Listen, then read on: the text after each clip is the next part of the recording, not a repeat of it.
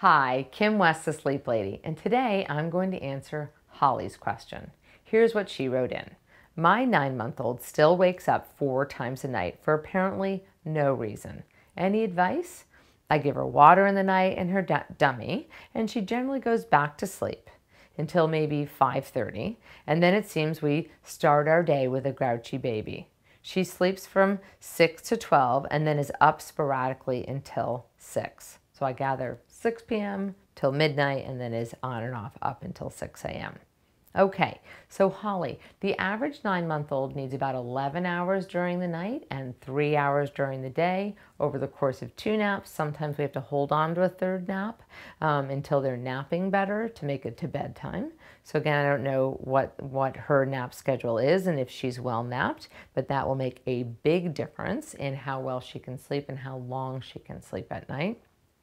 And then again, is she awake when she's being put down, both for her naps and her bedtime? Is she able to learn the skill to put herself to sleep so that she can learn how to put herself back to sleep? So if you're putting her into the crib at bedtime with her pacifier or dummy and she's pretty much largely asleep, then you're going to have to readdress that and put her in more wakeful. Again, always start at a bedtime after a great day of naps, and then you can either choose your sleep method, whether it's to stay and do the Sleep Lady Shuffle, or whether it's to leave and do checks. That's up to you. Pick what you can follow through with consistently. And then I think you're going to have to address the water and the dummy. So I'm not sure whether you started giving her water in the night because she was getting, let's say, a bottle or a sippy cup or breastfeeding when you night weaned her, and then you replaced it with water, which some babies won't do because they're like, no, I will only have milk in my bottle. And other ones are happy to have water in their bottles, but it becomes about how much water do I have and is it enough? Does it offer me enough sucking time to put myself back to sleep? So in her case, she could sort of get calm with a water bottle, and then she gets to have the pacifier to finish off the sucking back to sleep. So I think you're going to have to address that. Most babies don't need water during the night. If she will take one, let's say with a sippy cup at 9 months, you might want to put a small one in the corner of her cot that, of course, spill proof, that she can help herself to, and you could even hand her if you really felt she needed water, but make sure you don't get into the refilling of the water cup because then that will be your new sleep crutch. And this is all if you really feel it's important for her to have the water during the night. And then I think you really have to decide what to do about the dummy.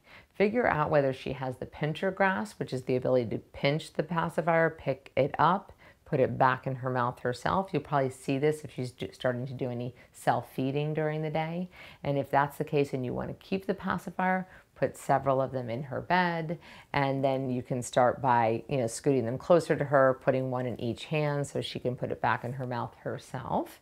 And then eventually you could sort of push them closer to her and direct them to her so that she starts to put them in her mouth herself. If you don't want to do any of that and you sort of feel like I've had it with the dummy, then you'd have to, of course, wean it. And unfortunately, there's no way to do this gradually because it's either in your mouth or it's not.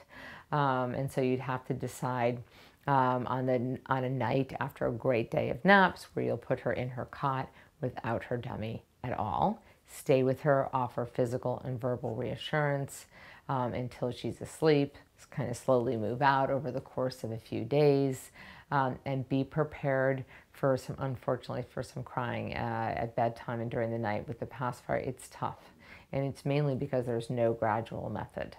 But you can, of course, be there to pat and shush and pick her up and hold her to calm her down until she's asleep and back to sleep. I hope that helps.